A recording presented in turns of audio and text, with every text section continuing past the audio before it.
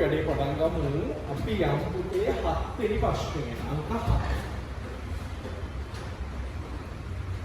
ඔයාලා කියනවා x ඍණ 5 කී අගය වනුයේ කියලා අහන්න. මෙන්න මෙයාගේ අගය. පොඩි ප්‍රශ්නයක් තියෙනවා පුතේ අපිට ඍණ දර්ශක තියාගෙන අගය හොයන්න බෑ. අපි මේ ඍණ දර්ශකයේ ධන කරගන්න. ඍණ දර්ශකයේ ධන කරගන්නේ මේ උඩනේ පුතේ මේ ඍණ දර්ශකයේ ඉන්නේ. මේක ධන කරගන්න පුළුවන් අපිට යටට ගෙනල්ලා. හැබැයි යට ඍණ දර්ශකයක් හිටියොත් ධන කරගන්න උඩට ගෙනියන්න. හරි? එතකොට පුතේ මේක ධන කරගන්න යට ගේනවා. යටට ගේන එක පෙන්වන්න අපි එක යට කියලා දානවා. ඒත් එක දාන්න නැතුව යට ගෙනාවා කියලා පෙන්වන්න බෑනේ. හරි? මෙයා යට ගෙනාවම ගමන් x වල ධන 5 බවට පත් වෙනවා. තේරුණාද? එහෙනම් පුතේ මෙයාගේ උත්තරේ වෙන්නේ එක යට x වල 5 ඒ කියන්නේ ඔයාට අනුව දෙවනි උත්තරේ. පැහැදිලිද? ඇත්තටම අගයක් නෙවෙයි මේක. මේක මෙයාගේ උත්තරය. අගයක් කියන්නේ පුතේ 2න් 1 5න් 1 එහෙමනේ. ඒතර මෙතන ඇත්තටම අගයක් නෙවෙයි. මෙයාගේ උත්තරය. කියන ඍණ දර්ශකයේ ධන කරාම ලැබෙන පිළිතුර. හරි? අපි බලමු දැන් 8 වෙනි ප්‍රශ්නේ. ඔයාට දීලා තියෙනවා ඍජුකෝණී ත්‍රිකෝණය. ඒ කියන්නේ පුතේ අර එක කෝණයක් අංශක 90ක් වන එකක් P Q R. මට යා කියනවා මෙන්න මේකේ මේ පහළ දීලා තියෙන උත්තර වලින් හරි උත්තරේ තෝරලා දෙන්න කියලා. මේ තියෙන්නේ PQ වල වර්ගය QR වල වර්ගය මේ දාලා තියෙන්නේ පයිතගරස් ප්‍රමේය දාලා තියෙන්නේ. අපි මේකට හරියට දාමු පයිතගරස් ප්‍රමේය. හරි. පුතේ මේ 90ට ඉදිරියෙන් ඉන්න පාදයට අපි නමක් කියනවා කර්ණය කියලා. හැම වෙලාවෙම කර්ණය වර්ග වෙනවා ඉන්න තනියම. අනිත් දෙන්න වර්ග වෙනවා දෙන්න ඉන්න එකතු වෙනවා. ඔන්න කර්ණය වර්ග කරනවා. PR ගේ වර්ගය සමානයි. ඔන්න කර්ණය වර්ග වුණා සමානයි. අනිත් දෙන්නගේ වර්ගවල එකතුව. මේ පාදේ කියන්නේ පුතේ PQ. එයාගේ වර්ගය. මේ පාදේ කියන්නේ පුතේ QR. එයාගේ වර්ගය. මෙන්න මේ දෙන්නගේ එකතුව මෙයාට සමාන වෙනවා. ඔන්න ඔකට තමයි අපි කියන්නේ පයිතගරස් ප්‍රමේය කියන්නේ. පයිතගරස් කියන විද්‍යාඥයා ඉදිරිපත් කරලා තියෙන්නේ ඔන්න ඔය කතාව. තේරුණාද? පයිතගරස් කියන හරිම කතාවට ගියොත් මොකද්ද දන්නවද? පයිතගරස් කියන්නේ ඍජුකෝණීය ත්‍රිකෝණයක කර්ණය මත ඇති සමචතුරාශ්‍රයේ වර්ගඵලය අනෙක් පාද දෙක මත ඇති සමචතුරාශ්‍රවල වර්ගඵලයට සමානයි කියලා. නමුත් අපි කෙටියෙන් මතක තියාගන්නවා කර්ණය වර්ග වෙනවා ඉන්නේ තනියම. අනිත් දෙන්න වර්ග වෙනවා දෙන්න ඉන්නේ එකතු වෙලා. බලමු අපි දැන් උත්තරේ තෝරන්න. PR ගේ වර්ගය තනියම ඉන්න ඕන. ඊට පස්සේ PQ RQ ඉන්නවා. මට 4 වෙනි පිළිතුර තමයි හරි පිළිතුර විදියට මට පේන්නේ. පැහැදිලි? right. දැන් අපි යම් බලන්න පේපර් ක්ලාස් එකේ 9 වෙනි ප්‍රශ්නය බලන්න. අංක 9. ඔයාට කියනවා පුතේ y වර්ග ධන 3y ඍණ 18 මෙයාගේ සාධක හොයලා දෙන්න කියලා. ඔයා දන්නවා පුතේ ක්‍රම ගොඩාක් තියෙනවා සාධක හොයන්න. මම මේ හැමෝම ළමයින්ටම තේරෙන ක්‍රමයක් මේ පැහැදිලි කරන්න යන්නේ මොකද බලන්න. පුතේ සාධක හොයනකොට මෙන්න මේ 18 ඉන්නව නේද? ඕක ගුණ කරන්න මේ x වර්ගයට කලින් ඉන්න කෙනාගෙන්. මෙතන නම් y නේ. y ට කලින් ඉන්නේ කවුරුත් නැත්තම් 1. මෙයාගෙන් ගුණ කරලා ඒ කියන්නේ 18 වරක් 1. උත්තරේ කීයද? 18යි. try කරන්න පුතේ මේ මැද ඉන්න 3 හදන්න. මෙයාගෙන් ගුණ කරලා 18නේ. 18 එන විදි තියෙනවානේ. 9 වරක් 2 6 වරක් 3 එහෙම තියෙනවානේ. මේ විදි ලියලා try කරන්න 3 හදන්න. හරි බලන්න. 18 හැදෙන විදි කියන්න 9 වරක් 2. 6 වරක් 3. ඔච්චරයිනේ. කාගෙන්ද පුතේ 3 හැදෙන්නේ? 9යි 2ෙන් නම් 3 හැදෙන්නේ නැහැ. 9යි 2යි 11යි 9න් 2ක් 7යි බෑ. 6යි 3ෙනුයි ඔන්න පුතේ 3 හැදෙනවා. මං 6යි 3යි ගත්තොත් මට හදාගන්න පුළුවන් 3. කොහොමද හදාගන්නේ? ධන 3නේ. ලොකු කෙනාට ධන, පොඩි කෙනාට ඍණ. ලොකු කෙනාට ධන, පොඩි කෙනාට ඍණ දැම්මම 6න් 3ක් ගියාම 3 හැදෙනවා. හරි? දැන් මම ගෙනල්ලා මෙන්න මෙතන මේ දෙන්න දානවා. මම දාන්නේ මොකක්ද දන්නවද? y නේ තියෙන්නේ. ධන 6යි y ඍණ 3යි y. දෙන්නට y දානවා. දාලා මම ගෙනල්ලා මෙතන දානවා. ඔන්න බලන්න. y වර්ග මෙයා වෙනුවට මෙයා දානවා. ධන 6යි y ඍණ 3යි y ඍණ 18. මෙයා වෙනුවට මං ගෙනල්ලා මේ දෙන්නව දැම්මා. දැන් තෝරගන්න පුතේ පද දෙක ගන්න. අපි යන්නේ දැන් දෙකින් දෙකට සාධක හොයන්න. මේ දෙන්නට පොදු ඉන්නවා පුතේ y ගන්න එළියට. y දෙන්නෙක්ගෙන් y ගත්තම y ඉතුරු වෙනවා ධන. 6යි y ගෙන් y ගත්තම 6ක් ඉතුරු වෙනවා. මෙතන ඍණ ධන එක අනිවාර්යෙන්ම දාන්න. ඍණ නිසා ඍණ දැම්මා. මේ දෙන්නට පොදුයි 3 ගන්න එළියට ඍණක් ගත්තා 3ක් ගත්තා y ඉතුරු වෙනවා. ඍණයි බෙදුනම ධන 18 3ෙන් බෙදුනම 6යි. පැහැදිලිද? මේ දෙන්නටම පොදුයි පුතේ මෙන්න මෙයාව ගන්න එළියට. y ධන 6. මෙයාව එළියට ගත්ත ගමන් y ඉතුරු වෙනවා. මෙයා එළියට ගත්ත ගමන් ඍණ 3ක් ඉතුරු වෙනවා. මෙන්න උත්තරේ. මෙයා එළියට ගත්තා. එතකොට මෙතන y ඉතුරු වෙනවා. මෙයා එළියට ගත්තා 3ක් ඉතුරු වෙනවා. ඔන්න ඔය පිළිතුර තියෙන්නේ කොහෙද කියලා බලන්න. ඔය පිළිතුර නම් තියෙන්නේ y ධන 6 y ඍණ 3 දෙවනි උත්තරේ විදියට. පැහැදිලි? දැන් මට කරන්න පුළුවන් පුතේ 10 වෙනි ප්‍රශ්නය මම මෙතන ගන්නවා. කොහොමද කියන්නේ? 1 2 3 4 5 6 ලෙස අංකණය කර ඇති සමපර ධාතු කැටයක් උඩදමු විට ඉරට්ටේ සංඛ්‍යාවක් ලැබීමේ සම්භාවිතාවය. පුතේ මම ධාතු කැටයක් මෙන්න මෙහෙම උඩ දානවා. ධාතු කැටේ පැති කීයක් තියෙනවද? පැති 6ක් තියෙනවනේ. මම උඩ දානවා.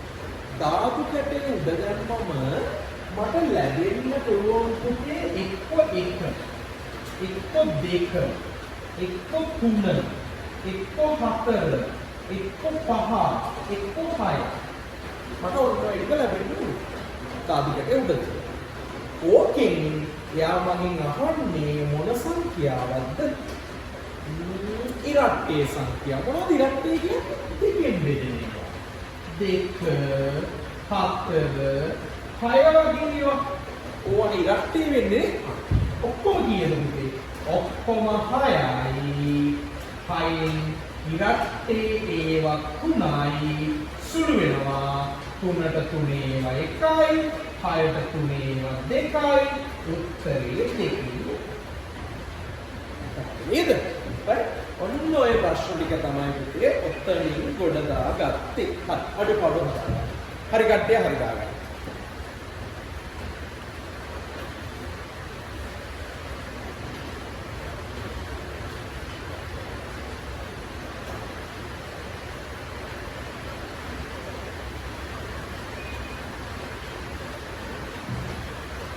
වෙබ්සයිට් එකේ තියෙන නිසා පුතේ මේ එයාට ඕන වෙලාවක මේව බලන්න පුළුවන්.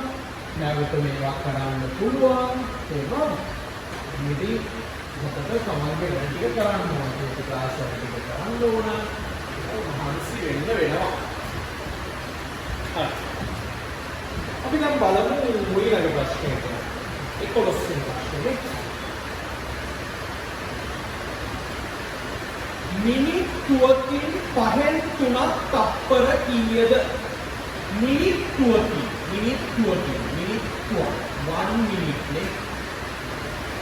මිනිත්තුවකින් 5න් 3ක් කියන්නේ තප්පර කීයද කියලා.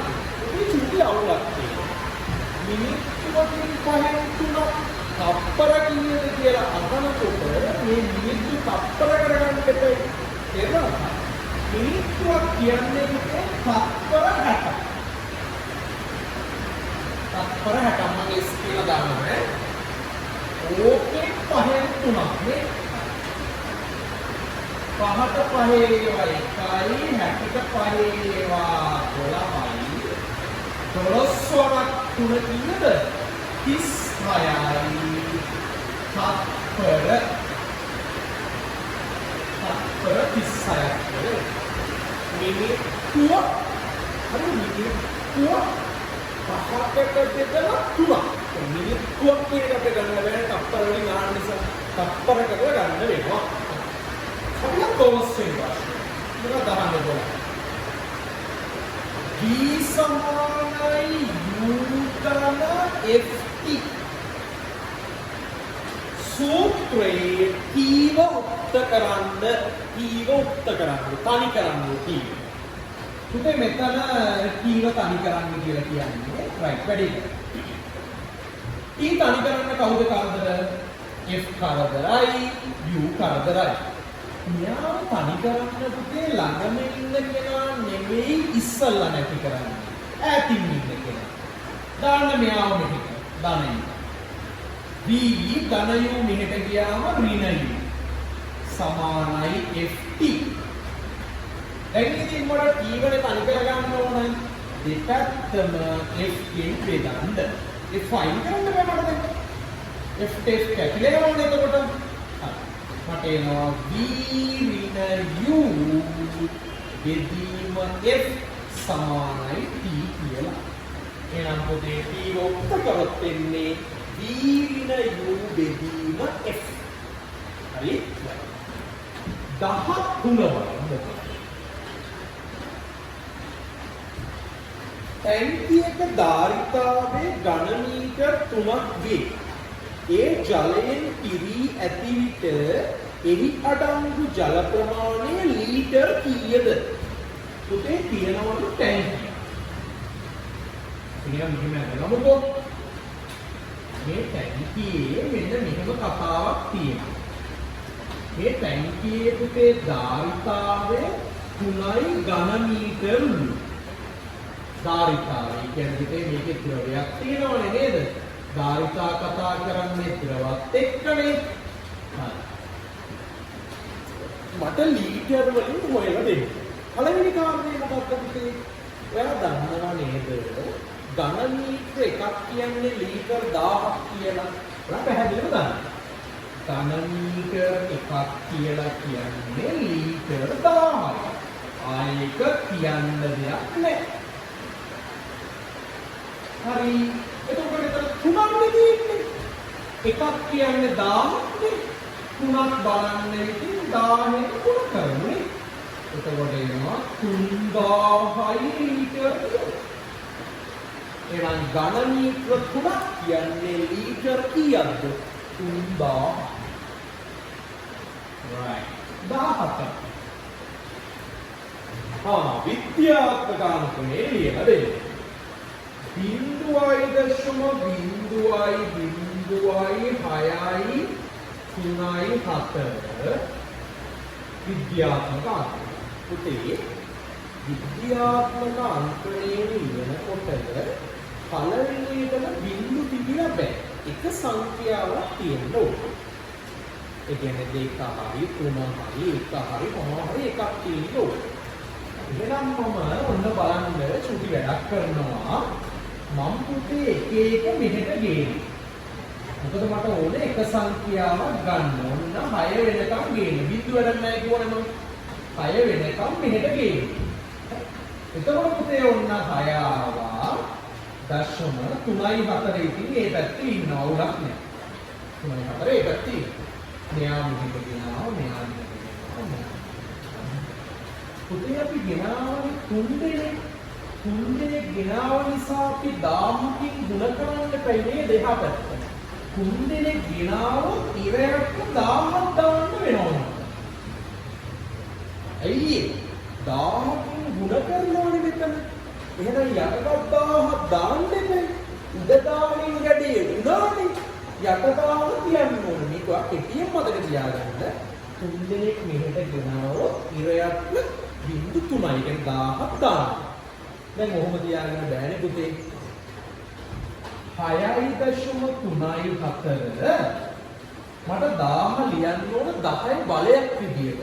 1000 කියන්නේ 10යි 3. දැන් ඔහොම තියාගෙන බෑනේ. එහෙනම් යා උඩට ගියේ. මට එනවා 6.3.4 ගුණ කිරීම 10 ඍණ 3යි කියලා. තේරුණාද? ඒ පුතේ ධන 3 යට තියාගෙන බෑනේ. උඩට ගේන්නේ නැහැ. උඩට ගෙනාවන් පස්සේ කෙලින්ම ඍණ 3 බවට පත් වෙනවා. ඒක හරි. ඔන්න විද්‍යාත්මක අංක. මතක ඇති දැන් මතක් වෙනවා වර්ණ කාරණා. හරි. ඊට පස්සේ කියනවා මට 28547 ආසන්න 100ට වට යන්න ගියේ. 100 200 300 400 වශයෙන් ගියොත් අහනවා පුතේ ඔය උත්තරේ ළඟම කාටද කියලා. right. මොකද ගන්න? මම කරන්නේ මේක්ෂරයි. හොඳ බලන්න. පුතේ 100ට වට යන්න කියන්නේ එක ස්ථානයක්. 10 ස්ථානයක්. 100 ස්ථානයක්. මෙතන වට යන්න ඕනේ. බලනවා පුතේ ඊට එහා පැත්තේ කෙනා 5ට වැඩිද අඩුද කියලා. අඩුයිනේ. එහෙනම් මෙහෙට එකක් එකතු කරන්න. අදිස්සියවත් වැඩි වෙලා තිබ්බොත් එකතු කරන්න. මම බලන්නේ 100 ස්ථානයේ මෙයා දිහා බලන්න ඕන 100ට වට යන්න තියෙන්නේ. බලනවා පුතේ ඊට එහා පැත්තේ කෙනා කවුද කියලා. 4 5ට අඩුයි. එහෙනම් කිසි ප්‍රශ්නයක් නැහැ එකතු කරන්නේ නැහැ. එහෙනම් 28000 5ට එකතු කරන්නේ නැහැ. අර දෙකට බිංදු දෙකක් දාන්න.